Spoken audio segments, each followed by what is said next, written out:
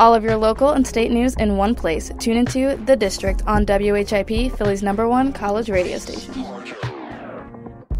Welcome back to the latest installment of The District. It's a week after, the starting day right after Thanksgiving break, and I know I needed it. Yeah, it was nice to be home, Taylor, and finally take some time to catch up on work or maybe ignore the work and procrastinate a little longer like I'm pretty good at doing. But it was nice being home. Unfortunately, we weren't able to do a show the previous week because of conflicting schedules, a bit of technical difficulties, and et cetera, et cetera. But it's nice that we're back. And just a couple weeks left before the semester is over. And, there's still plenty of stuff going on in the area that we have good conversations for you today. And specifically, the theme seems to be education. Biggest theme of this episode is definitely education, but I would say a big part of the year, at least with Philadelphia sector, was a lot of dealing with education. Yeah, it seems to be a topic of conversation that's been really evident the past couple of years when it comes to funding or lack thereof for certain schools in the city. And when Mayor Jim Kenney was running in the Democratic primary against Anthony Hardy Williams, he distanced himself from State Senator Williams for one, getting the endorsement of the Philadelphia Public School Teachers Union and promising or winning the goal of universal pre-K in the city of Philadelphia. That was when I think education started to become more of a topic of conversation just a couple years back, and now today we're still seeing different things unfold. That's not exactly related to that, but it's still all newsworthy, of course so. Okay, so we can just go to first story. Speaking about schools, officials told Philadelphia schools that they need $5 billion in repairs. Now, it's not a shock to anyone that Philadelphia schools need reform. Just 2 weeks ago, they talked about lead poisoning in the schools, but $5 billion seems excessive, even for a city as big as Philadelphia. Yeah, the number is really staggering, but you really hope that everything that's needed to repair, again, the $5 billion, you hope it gets everything accounted for. I think it's fascinating in your notes here, Taylor, that you mentioned the average city school is 70 years old. And just the thought of how, I'm sure when these buildings were built at the time, they were probably really nice structures and top state-of-the-art, top-notch, and people were probably very impressed at the time. But as decades go on, you need to do more to keep these buildings in shape. And you know what? I think a big part of this $5 billion, it's understandable when you have the city of Philadelphia as a whole is getting older. Absolutely. Many of even the neighborhoods that were just built 50, 60 years ago, they were like the new neighborhoods. Even they're getting a bit older, and the population is changing in Philadelphia. And the schools certainly need those fundings to keep up the Philadelphia public schools. So I think that was really interesting to see 70 years old, the average. What made the price, I'm assuming, go so high is that they kept deferring maintenance. Like, it's not so bad. And then as years progress, it ggets worse. And then when a problem doesn't get fixed, when it should be, it gets worse for obvious reasons. Most of that money is due to ill-made roofs and boilers. Yeah, and they're not cheap fixes, I suppose, either. No. And not exactly having the most knowledge when it comes to repairing of buildings, but you'd imagine when it comes to repairing aging roofs, that's only something you can do in certain times of the year. Taylor, you can't exactly repair a roof in the middle of the winter when it's snowing. These are things that take time and need to have the right circumstances to get everything fixed. It's a sad state of affairs when just 1/3 of the district schools are considered in good condition. Yep, only 1/3. And in addition to that, there is stark differences between inner city Philadelphia and suburban or just Philadelphia area schools. Upper Dublin has 2 theaters, a librarian, a pool, like very state-of-the-art technology, while just a few minutes away in Overbrook, there is no librarian, and there's very dated technology, and it's falling apart. Like, the distribution of money is also completely off. And yeah, it seems like it almost goes down to what neighborhood you grow up in can seem to determine exactly the education you're getting when it comes to public schooling. And that's something where we've even seen debated at the presidential level this year between Clinton and Trump was about school choice. And I wonder just even if that would have any impact in the city of Philadelphia if school choice was a bit more prevalent. Well, that particularly I don't blame on Philadelphia because everyone knows public schools are funded by your house tax. So obviously if the taxes on your house isn't that high because it's not that great, the money that you get to that school is not going to be that great. So I don't completely blame that on the Philadelphia School District, but it's definitely something to note. Yeah, absolutely. So this seems like a very important investment that needs to be made both of us caught off guard by the number because $5 billion seems like an awful lot of money. But at the same time, you hope that everything gets fixed that needs to, because when it comes to education, again, in Philadelphia, the past couple of years, to many people, it's the top concern for people. Where are their kids going to school? If they're going to public school, are they getting a good education? And hearing that a lot of these buildings are now 7 decades old, a third of them aren't in good condition, it goes to show you that things need to be addressed. And it's good to see that allocation of money may seem like a lot, but it may pay off in the end. If they get the results they need to, then maybe that $5 billion won't be as daunting of a number. Absolutely, and it should be noted that they did give $5 billion, but it's not going to be fixed tomorrow. This is over a certain amount of time. Exactly, just like the universal pre-K idea of Mayor Kenney wasn't something that's going to happen tomorrow with a snap of a finger. It's going to take years. It's a process, but it's good to see there's a process in place, and that's something we'll continue to follow as time goes on. Keeping it with education in Philadelphia, finally, Philly teachers are offered a contract deal worth $100 million. This is notable just because Philadelphia teachers haven't even had a contract in about 3 years and haven't had a raise in 4 years. Now, it hasn't been signed yet, but it's the closest to a reconciliation between the school district and the union so far. And that's good because it seems like this deal wouldn't be necessarily perfect for either side, I suppose, but there's things in it that teachers have to be excited about. Why don't you read off some of them that you have marked down here? Yes, the deal includes pay bumps for years of experience, the incentive bonuses over the life of a 4-year pact for teachers who are in hard-to-staff schools, usually schools that are deteriorating, and they do give raises to teachers that are already at the top of the pay scale. Certain things that are not included is pay for the years that they've already done without raises or incentives, and increases for teachers who have higher degrees, whether that's a master's or a doctorate. They're not going to pay you more, which is something that the union is upset about because most school districts do give you more money if you have a higher education. But Philadelphia is not the richest city, and this is the closest to a deal that both can sign off on. And I'm curious just how much longer will it take for a deal to be signed, and I wonder how much it's going to stray away from the current deal in place right now, because like you mentioned, this is not set in stone, but it looks closer to what we've had in quite a while. So you'd like to see something ideally for both ends that works for both of them. I guess now it's our job to monitor when does this get signed and what will be different. I'm really interested to see particularly about the master's degree and advanced education, because like you mentioned, you go just a couple miles out of the city in different school districts in the suburbs, and they really do value that a good bit more, where you get compensated, pretty nicely if you have a higher degree. Yeah, people respect education, which would make sense since you are working in education. Yeah, exactly. So this is pure speculation, but I think this will be signed just because these teachers, again, have not had a raise in 4 years, and they haven't even had a contract in 3 years. So this is like the best outcome compared to the last 4 years. Exactly. It may not be perfect, but it's definitely something that I guarantee a good amount of teachers in the city of Philadelphia would be ecstatic about. Yep, that is true, but keeping it to Philadelphia is still very hyper-local. Kenney aims to remake the workforce as well as rec centers. He wants to launch Rebuild, which is an initiative essentially to build back up the city. So libraries, update them, update the parks, take out rusted swings, put in new ones, and get recreation centers for the kids in the city. Just overall betterment of the city. And this project won't be cheap at all, Taylor. No, no, it will not. It's about $500 million. Actually, it was actually boosted recently by a $100 million grant from the William Penn Foundation. But again, that was specifically for the calls for investments of parks, rec centers, and other nice things for the city, essentially. But one of the other things about Rebuild that is different is that one of the main goals, at least the central goals that Kenney has said, is that they want to boost their minorities and women employment.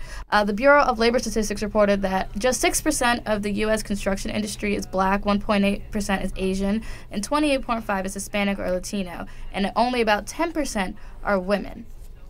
Now, the thing with this is that it's a great initiative, it's a great thing to say, but historically, Philadelphia has not kept up with that promise when it comes to construction work.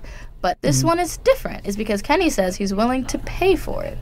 And I wonder what exactly the number they desire to see, because anyone looks at these statistics and notices that only 10% of women are workers in the labor field and for construction. And that's not exactly the most shocking statistic. It's not a good sign, but it's not exactly that shocking. I wonder, since Mayor Kenney has made this a goal of his for this specific project, I'm curious to see what numbers are their desired goal for the women, and also you mentioned various minority groups, whether it's African American, Latino, or Asian, to get in the construction force. I wonder what numbers they're shooting for, and what would they consider, an accomplishment exactly? Because do they just want to see minimal gains, and would that be a success to them, or would they like to see huge strides and big numbers in the difference of that? Well, the goal with the combination of minorities and women is they want it to be up by 40%, but again, that'll be over an amount of time, 6 years to be exact. So how they're going to go about it, the only thing they said specifically is that they're trying to, instead of going to the typical businesses that they usually have to do certain sites, they're going to try to go beyond that to smaller and lesser known businesses that are usually minority owned. That's what they're trying to do, but that's the only thing that they said for sure, how they're trying to boost up diversity, essentially. Yeah, and that goal of 40% minority and female involvement in this rebuild would be significant gains considering what the previous numbers were at. But a part of it to me seems like, this is just my opinion, Taylor, I'd like to have your input, is that it seems like he's almost not shooting high, because, 40% would be a really big jump. So a part of me thinks it's almost as similar to the soda tax, what he wanted to get passed for pre-K. Remember, it was 3 cents per ounce at first, and people were like, wow, that would be a big difference considering what they have now. And then they settled at 1.5. Yeah. And so I wonder if he's kind of, I'm not saying that 40% is out of the question. No. But I'm just saying I wonder if they're kind of shooting high, then let's say they even get 20%. So they can bargain, essentially. That's what I'm saying, like, to kind of leverage the agreement. Like, they're shooting for 40, but they'll meet somewhere in the middle. It's kind of the whole the art of negotiating. I just don't think it'll be up to 40% just because of the way they're trying to do it. It is more money to get lesser known and smaller businesses to do certain projects. Mm-hmm. It's more expensive. Period. Yeah, exactly. And so I think that is probably going to stall the 40% increase. I would try to shoot lower. I would assume it'd probably be half, like 20. Mm-hmm. But, who knows? That's pure speculation. Yeah, and that's something we'll continue to follow. But I think it's good that they're investing in these local playgrounds because, having been a resident of Philadelphia my whole life, it's nice to see. I always get excited when, in my neighborhood or the neighboring areas have new playgrounds. It's cool to see because it really does make the neighborhood excited no matter what neighborhood you're in. I think it's essential. And it's also good because you have those who are in the construction field continue with work, because sometimes when there's not work, they have to, you have to wait, and it's kind of it's a difficult time for them. It's good to see that. I think not only does it benefit the communities, it also benefits the workers in the construction field as well. And it benefits kids. These are rec centers and parks. This is great for everyone involved. Yeah, spot on there. To continue the education talk, though, so we talked about Philadelphia. How about let's talk about Philadelphia's public university, and that's Temple right here on North Broad Street. And we know Mr. Neil Theobald, the former president of Temple University, and he's in the news again because he may be taking a similar job somewhere else. Yes, the University of Northern Iowa. And I got to say, the first thing I thought when I saw the story was, that was quick. Yeah, as did I. He's been unemployed for only a few months, since July, and he's actually only been Temple's president since 2012. So he's actually going through jobs pretty quickly. Nothing's been confirmed. He's expected to visit the university next week. He has other 2 finalists that he has to compete against. Those 2 also haven't been announced, but they will be by next week. And like you mentioned, just to start the conversation with it, wow, it was just so quick because Neil Theobald had the shortest tenure for any president at Temple University. Yeah. And I think things just happened so quickly here at Temple. And he had roots in the Midwest where, he was out in universities in that part of the country. So the location, not necessarily shocking, but the job to be in consideration for, a finalist for to be president. And then not only that, University of Northern Iowa, that's not the small school out there, too. It's not like he's taking this huge downgrade in sense of enrollment there as well. Not at all. It's sizable. It's probably about the same as Temple. But it's kind of shocking that he's even being a finalist, because $22 million over the summer is relating to financial aid is the reason why he's not a president anymore. And I'm kind of shocked that it took only this short amount of time for him to get his name back out there. I'm kind of shocked. And it took the board a no confidence vote to get him out in July. And I think that was really it was a statement. The fact that the board came to this consensus that, look, he had to get out of here, and I think that was really telling. That seems like that $22 million loss was a huge deal. People at Temple obviously felt very strongly about it, that he's no longer here, but hey, he may get another opportunity in a very significant position at the University of Northern Iowa. But who knows? We don't know no, until next week at least. Since we're already talking about stuff not in Philadelphia, Neil Theobald is going to Iowa, maybe. Taking his talents to the great state of Iowa. But we'll take this up to state news, our only state topic of the day. Governor Wolf vetoes a bill that blocks release of names in police shootings. Now, this story is interesting because it's pretty much an update of a story we did a few weeks ago when State Rep Martina White of Philadelphia tried to pass a bill that pretty much states that you can't release the name of a police officer if he's involved in a shooting until 30 days after the incident or until the investigation is closed. Governor Wolf shut it down. That's not that surprising. But Martina White is determined, and she says she wants to reintroduce the bill in the next session, which will be in January. Yeah, and this is something that I wanted to touch on, too, because you mentioned, Taylor, when this was first passed in the State House, we talked about it here on the district, and I can speak about this a little bit because Martina White is my state rep. So, again, this is something in my district where I knew this was a bill she had planned. She has the endorsement of FOP Lodge 5, so I know that she's worked closely with McNesby, and I know that this was something I believe the police unions would like to have gotten done, as well as she made it a point that she wanted to work very closely with them because I think their endorsement has gone a long way in my district. And for her to have that passed and shut down by Wolf, not exactly is shocking to me. No, not at all. Not at all. But the point is, I'm curious to see that, okay, it got shut down now.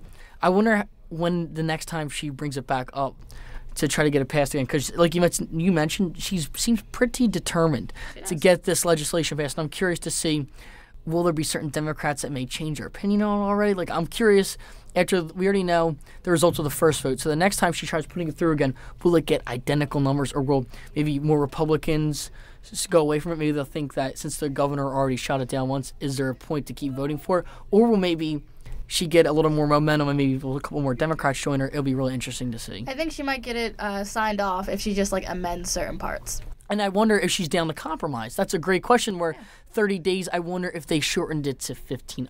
We're just speculating. But I wonder if there's a compromise or a happy medium, so to speak, that maybe the Democrats and Republicans could come together. But at this current juncture, I don't see Tom Wolf signing this into law. Quickly, I just want to introduce the two sides of this. People who are for the bill says that police shootings have become increasingly politicized, and therefore you need the protection of police officers and their family. But people who are against this bill say that it pretty much censors the public interest if they want to see something, or if they want something to something that's technically public, because police officers are essentially government workers, that they should be able to be named.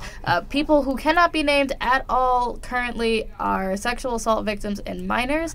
As of right now, since there is no law really talking about police officers, towns and localities pretty much choose whether or not they release the names of police officers. Yeah, it's all about where you live. And now this bill, of course, is trying to affect not just little towns in the state of Pennsylvania. This is the goal for Martina White's legislation, was to have this for the whole state of Pennsylvania. And I think that, again, we talked about the pros and cons for people who are for it and people who are against it.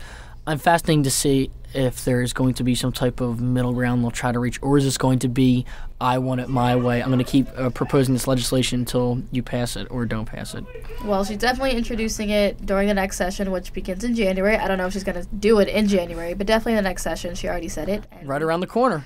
We can do nothing but wait, essentially. Yes, we can. But anyway, that's something that we talked about it a couple weeks ago, and something tells me we're going to be talking about this for a while here in the district, though. A while. But that's all we have for this week. Thank you for tuning in. This was a great week. It was all about education, and it was very hyper-local, kept it in Philadelphia. And Temple-based, too. Hey, look, we kept it where Neil Theobald, the old president, back in the news, and we couldn't neglect the fact that Temple's former president was being considered for a job in Northern Iowa. But anyway, I'm sure the following week we'll have more news, specifically hyperlocal, as well as more Trump's cabinet picks, too. I'm curious to see if there's going to be anyone Pennsylvania-based that could be picked for a leadership position, because there's some names rumored right now that there's some PA Republicans that are rumored to possibly get a position in this cabinet. Really interesting to follow. Wow, let's get PA to be national news. Yeah, exactly. Keeping the district local, but we also realize that there are national stories that do affect us here in the city of Philadelphia. Absolutely. Catch us next week, always at WHIP.